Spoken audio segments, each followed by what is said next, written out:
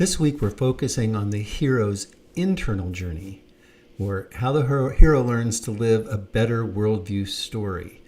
And we're using Star Wars Episode 4, A New Hope, again, because you already know the external journey, so this will help. Said every movie has at least 22 different through lines in it that are necessary for it to be good, but there's really just 4 that you need to be able to understand to get at it. And really it's 2, the hero's external journey and the hero's internal journey, that lay the groundwork for these others. So the meta story is where the external journey is set. In this case, the external journey is set a long time ago in a galaxy far, far away. It's set in a rebellion against an evil galactic empire. And it's set in a story of a princess who's gotten hold of battle plans that have some hope to destroy the enemy's greatest weapon, the Death Star, and she's hidden them in a droid. It is this meta story, this bigger meta story of a conflict between Jedi Knights empowered by the light side of the Force against an evil Sith galactic empire empowered by the dark side of the Force, really functions as the meta story for at least the first 6 Star Wars films, 7 if you include Rogue One. And this film sits within that meta story. The story structure fits within the external journey, which fits within the meta story. Now, we've already looked at the external journey, but it's important to look at it again real quickly from a different perspective. That if the plot is the meta story of Luke's desire to become a Jedi and help the princess and help her destroy the Death Star, that goes through 9 major plot points over 3 acts. It's important to think about how this is working, is by working through these obstacles of conflicts, complications. That we've got stormtroopers, we've got the Death Star itself, we've got Darth Vader, one of the greatest villains of all time, we've got TIE fighters, we've got the Death Star again coming back. First they have to be rescued from it, and then they have to actually escape it because it's coming. It's really heavily shielded, and it's coming to destroy them in 15 minutes. And it's being defended by none other than Darth Vader in his own special TIE fighter, who's taking out everybody who has any success or any chance to fulfill the rebels' plan. So the entire external journey, which we already looked at, is this become a Jedi and help the princess destroy the Death Star by overcoming all of these obstacles along these plot points. Now that brings us to the hero's internal journey, or what's normally called the arc, the worldview or character transformation arc. See, the same time that these obstacles are being overcome in the plot, these obstacles are having an impact on the main character. Our main character, in this case Luke, but every main character starts with a flaw. They have a flawed worldview. Their story they're living, the value and belief system they're connected to, the rules and roles they're living that are going at their actions is missing something, or is based on misunderstandings. And in order for that hero to grow, they need to be able to get this. So in this case, in Luke's case, he doesn't have the Force in his heart. He needs it. He needs a new worldview, a new story, a new value and belief system, new rules and roles for leading his life. And the journey from this flawed worldview and character to this new worldview and character is what's known as the arc, the worldview character transformation arc. Now, you can have a film that doesn't have a transformation arc, and if enough clothes blow off and enough things blow up, people will be happy with it. But it's like an amusement park ride. People aren't going to find it particularly meaningful. And it's not the kind of movie that gets watched over and over again and shapes culture like Star Wars has. But in order to go on a character transformation arc, you need some sort of worldview mentoring. And every good story has at least one mentor. Sometimes there's more than one. You could argue there's at least 2 in Star Wars A New Hope. That worldview mentor provides the moral premise along the lines that are part of the transformation of the main hero. So in this case, we've got a great worldview mentor of Obi-Wan Kenobi, Ben Kenobi, who comes into Luke's life and he rescues him from the Sand People, brings him home, and he provides the moral premise of the film, which is really simple. At one level, it's simply use the Force. Now, there's a whole lot of worldview, news story values, rules that goes into that. And in the first scene, when they go back to Ben's place, Luke realizes that the whole story he's been living is wrong, that his dad was not a freighter pilot, that he was a great star pilot and a Jedi Knight. He also finds Ben doesn't tell him the whole story. That's going to be important. So he still has a flawed worldview going into the next movie. But I will put this up in a PowerPoint only version that you can actually click and watch this if you want to. But once Luke realizes who he is invited to go on this journey, this journey to become a Jedi and help the princess and destroy the Death Star, where he initially in the inciting event turns it down, but eventually after he loses his aunt and uncle, the Rubicon, he goes with his new desire, I want to become a Jedi and go with you to Alderaan. Now, this is where it starts to kick in. The worldview mentoring is not just talk, but it's connected to the plot and the obstacles that are overcome.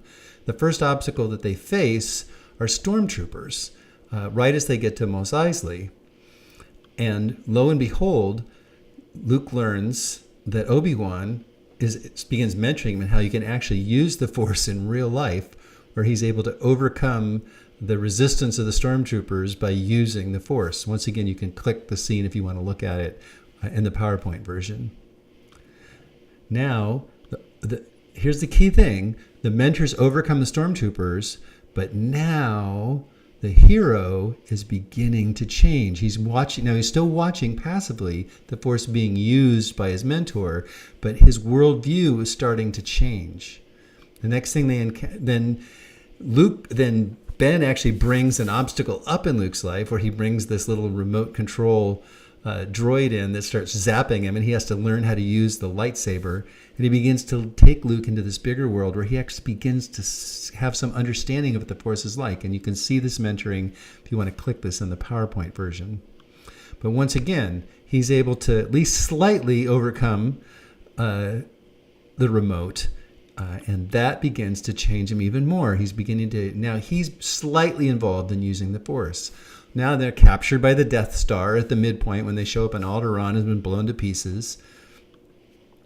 And because Luke goes all in, they're able to rescue the princess. So he's beginning to move from a fearful son of a freighter pilot farm boy into something else, and at least Ben is using the Force, and he lays down his life for Luke. And once again, you can click and watch the whole scene if you want to in the PowerPoint. And suddenly he becomes an internal mentor in Luke's life and begins giving him instruction from apparently inside the Force, and he runs. So Ben has overcome Darth Vader by using the Force, and Luke has begun to recognize he's entered into a bigger world. Now, they get attacked by the TIE fighters that are sent after them after they escape from the Death Star. And once again, it's not so much that he's using the Force yet, but he's moving from this story of being a fearful son of a freighter pilot farm boy into he's starting to show some boldness. Which brings us into the final act, where they make it back to the Rebel base, only to discover the Death Star has followed them, and that it's going to blow them up in 15 minutes.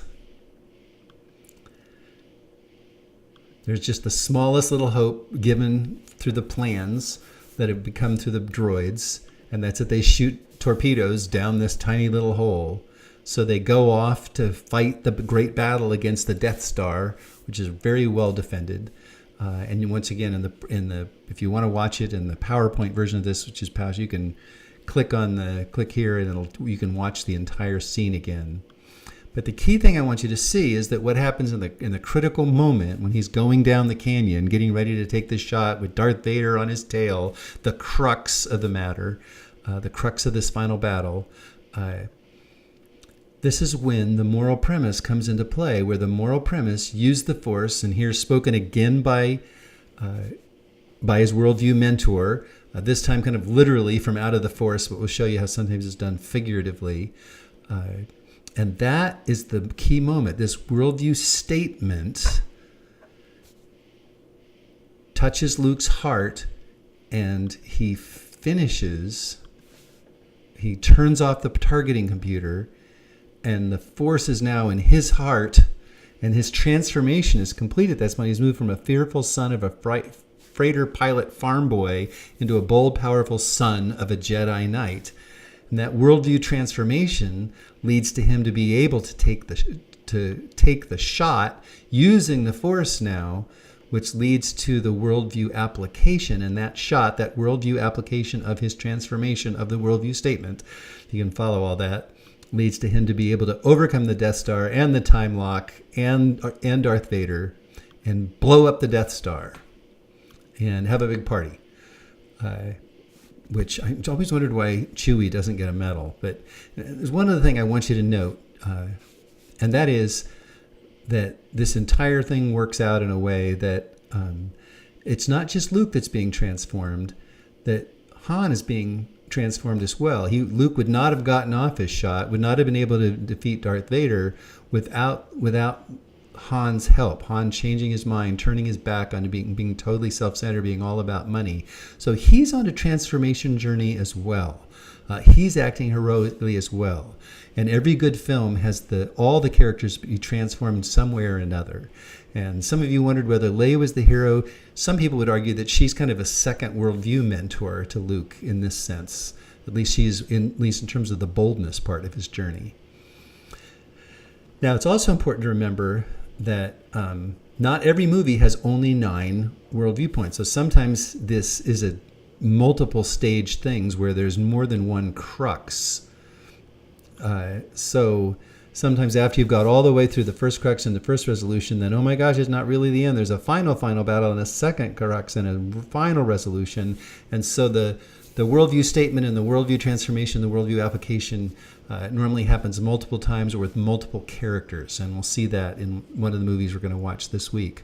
But so the way we're going to just map it out is just say, to look at it this way, you've got a hero with a goal. They've got a plot, they've got an arc, they've got a moral premise. And in this arc, they move from a flawed worldview, a flawed story, a flawed value and belief system, flawed rules and roles, into a new worldview with a better story, better value and belief system, better rules and roles that it's living out, whether that's in a 9 or a 12-point plot point. So what I want you to do this week is watch part of Fiddler on the Roof, and I want you to watch Tevye, and there's a special worksheet in there for you to watch Tevye, how his story and his value and belief system and his rules and roles for marriage change. And I kind of recommend doing Fiddler on the Roof first to prepare you to do our big assignment for this week, which is to look at Casablanca, regarded as one of the greatest films ever made. Yes, it's in black and white. I apologize. But it is an awesome film when it comes to charting the internal journey and the internal transformations and how they work. So one more thing to point out, and that is that sometimes there's a variation of this, and that is on this internal journey. It's not so much that the hero changes, it's that they become who they really are. They become what's known as a steadfast main character. That they change. They don't change. They're pushed right up the edge of changing, but then they become who they really are. So they have the right worldview from the beginning, but it's pushed to its very limit. And of course, sometimes you get reverses like the Godfather movies, where they start with the right worldview and story and values and rules, and they descend into the wrong and worldview, values, and stories. So go over the PowerPoint, go over this video, and then dig into Fiddler on the Roof. The instructions are there in Sakai. And dig into Casablanca. And I'll see you online.